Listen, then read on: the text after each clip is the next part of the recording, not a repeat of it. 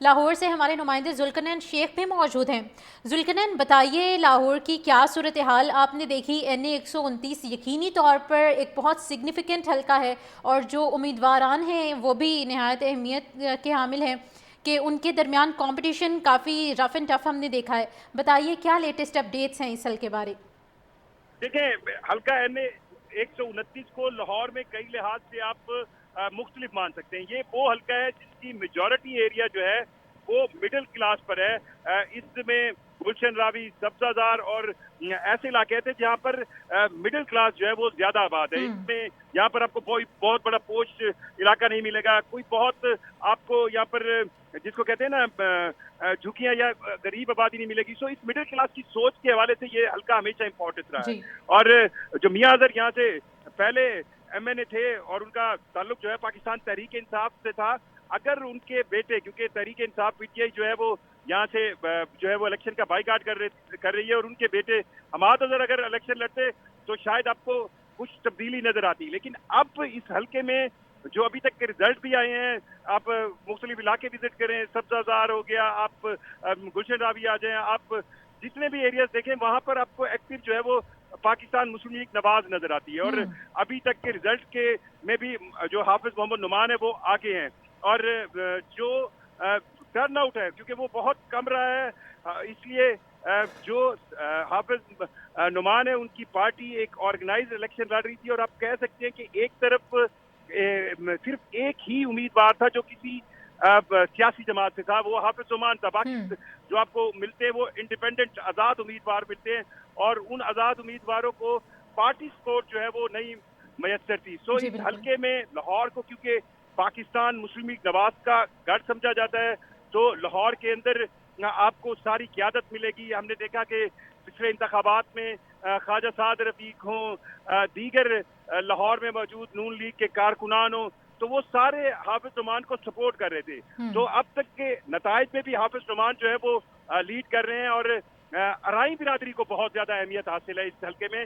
जो सबसे अहम बात है, अराइयों का एक बहुत बड़ा वोट बैंक है इस हल्के में। और आप को मैं बताता चलूं कि हाफिज नुमान, मियां नुमान भी जो है वो अराई बिरादरी से हैं, मियां अरसलान भी अराई बिरादरी से हैं, मियां अजहर खुद अराई बिरादरी के एक बहुत नुमाया हैं, उनके बेटे जाहिर बात है वो भी अराई बिरादरी थे। तो आज के भी इन इंतखाबात में आपको जो शायद बजाज नियाजी जो है वो एक नियाजी बिरादरी थे, और जो टॉप 2-3 लोग थे वो अराई बिरादरी थे। और इस हल्के NA 129 के अब के इंतखाबात में जो हमें अब डिजिटलाइज दौर में एक नई चेंज नजर आई, वो बजाज खान नियाजी थे, जिन्होंने ये इलेक्शन बतौर आजाद उम्मीदवार जो है वो लड़ा। उनको उनकी कई शिकायतें भी थी नून लीग से इस हल्के में, क्योंकि इस हल्के में उनका मेन जो ट्रांसपोर्टिंग का कारोबार है, यहाँ पर ट्रांसपोर्टिंग के टर्मिनल हैं यतीम खाने में, उनका बहुत इम्पैक्ट होता है। उनके इर्द गिर्द मौजूद आबादियों जो है उनका ज्यादा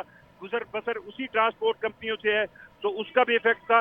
बहरहाल इस हल्के में आप कह सकते हैं बिरादरीइज्म को काफी हमेशा सपोर्ट रही है। और यही वजह है कि हम पिछले चंद इलेक्शन से देख रहे हैं कि जो भी जमातें इंतखाबात लड़ती हैं उनके उम्मीदवार जो हैं वो नॉर्मली अराई बिरादरी से होते हैं, और नॉर्मली अराई बिरादरी का ही नुमाइंदा जो है वो जीतता है। तो आज भी अराई बिरादरी का वोट बैंक जो है काफी इफेक्टिव रहा होगा, और उन अराई बिरादरी के वोटों से ही इस सीट से जीत होती है। बिल्कुल। कुछ ही देर बाद जिस तरह से आप बता रहे हैं कि ये सीट अराइयों के लिए मुख्तस हो चुकी है, अब देखना यही है कि कौन सा अराई कैंडिडेट इस जीत को फतह करने में कामयाब रहता है। साथ ही साथ ये भी बताइए कि हमने देखा दूसरे शहरों की निस्बत लाहौर की सिक्योरिटी काफ़ी अच्छी रही और अमन व अमान की सूरत हाल भी इस हवाले से बेहतर रही है। इस हवाले से भी बताइए। इंतखाबात में क्योंकि PTI का जो है वो मतलब एक कहे बाइकाट था। अच्छा, मैं दो चीजें और सवेरा बता दूं, क्योंकि यहाँ पर जब एक पार्टी आप इलेक्शन लड़ रही हो और उसके सामने कुछ रेजिस्टेंस ना हो, तो आपको बहुत सी चीजों पे पोटेंशियल आपका कम लगता है, आपका जोर कम लगता है। अगर दो मतलब आमने सामने कोई एक लड़ाई का माहौल हो, कोई एक दूसरे को धमकाने का माहौल हो, तो जाहिर बात है लॉ एंड ऑर्डर की सिचुएशन क्रिएट होती है, और सिक्योरिटी के लिए आपको सख्त इंतजाम करने पड़ते हैं। तो ये सिचुएशन तो इसलिए नहीं रही। हमने देखा कि पुलिस भी थी, फिर आपके पास रिजर्व फोर्स भी थी। जो मैं दो लिहाज से इस इलेक्शन को मतलब इम्पोर्टेंट ये समझता हूँ कि एक तरफ तो पाकिस्तान तहरीक इंसाफ ये कहती थी चले उन्होंने बाइकाट किया हुआ है, लेकिन वो ये कहती थी जो एक तासुर होता है जिसको आप पंजाबी जट की मिसाल में कहते हैं कि हम खंबा भी खड़ा करेंगे तो वो जीत जाएगा। ऐसा नहीं हुआ, क्योंकि ये भी सबको पता है कि जो आज़ाद उम्मीदवार मियां अरसलान है वो किस तरफ से है, कौन उसकी सपोर्ट कर रहा है कौन नहीं कर रहा।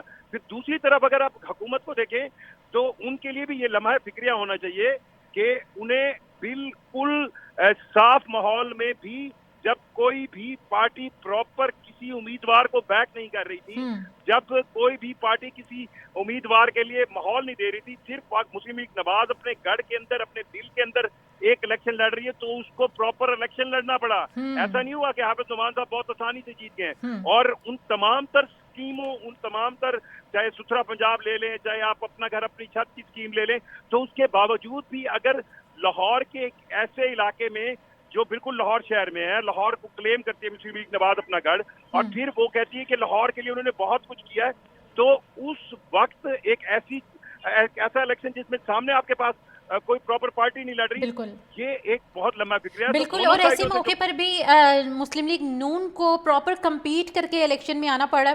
शराज बताइए, हरीपुर के आप इलाके में मौजूद हैं और आपकी जानिब से यही बताया गया है कि यहाँ पर भी हमने टर्न आउट काफ़ी कम देखा है। बताइए आपकी क्या लेटेस्ट अपडेट हैं, कितने पोलिंग स्टेशन के नताइज सामने आ चुके हैं? सवेरा बिल्कुल ऐसा ही है, टर्न आउट गो के यहाँ पर कम रहा, लेकिन इस वक्त हमारे पास 53 पोलिंग स्टेशनों के गैर हतमी गैर सरकारी नताइज जो है वो सामने आ चुके हैं। पाकिस्तान मुस्लिम लीग नून के बाबर नवाज 20,860 वोट लेकर आगे है, जबकि पाकिस्तान तहरीक इंसाफ की हिमायत याफ्ता आजाद उम्मीदवार शहनाज उमर अयूब जो है वो 16,130 वोट लेकर दूसरे नंबर पर है। तो इस तरह 53 पोलिंग स्टेशनों की अगर बात की जाए तो 4,000 की लीड से बाबर नवाज खान जो कि पाकिस्तान मुस्लिम लीग नून के उम्मीदवार है वो इस वक्त 53 पोलिंग स्टेशनों के गैर हतमी गैर सरकारी नताइज के मुताबिक आगे है। इस वक्त बाबर नवाज के डेरे पर अवाम का, कारकुनान का, वर्कर्स का जमे गफीर है। यहाँ पर म्यूजिक और डोल की थाप पर रक्स भी किया जा रहा है, मिठाइयाँ तकसीम की जा रही है, कारकुनान में जश्न का समा है, खुशी का समा है, मुबारकबाद देने का सिलसिला भी शुरू हो चुका है। बाबर नवाज के डेरे पर इस वक्त जो है सूबाई क़यादत मौजूद है। सूबे खैबर पख्तूनख्वा के अपोजिशन लीडर डॉक्टर इमादुल्लाह यहाँ पर मौजूद है, साथ ही स्पीकर जो है मुर्तज़ा जावेद अब्बासी भी यहाँ पर मौजूद है। इसके साथ साथ सरदार शाहजहान यूसुफ, नवाबजादा वली मोहम्मद खान, महाजरीन खान, निशानी दीगर जो सूबाई क़यादत है वो यहाँ पर बाबर नवाज खान के डेरे पर मौजूद है। मुबारकबाद का सिलसिला जो है वो जारी है।